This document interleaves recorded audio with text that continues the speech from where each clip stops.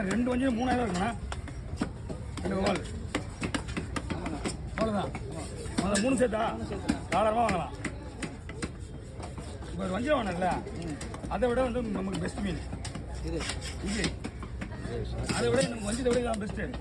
என்னென்னா வச்சு சாப்பிட்லாம், டேஸ்ட்டு அவசியத்தை மீன் கிடாது. நிறைய ஃபார்மாலிட்டி இந்த வவாலில் மட்டும். வஞ்சிரம் வந்து அழகு தான்.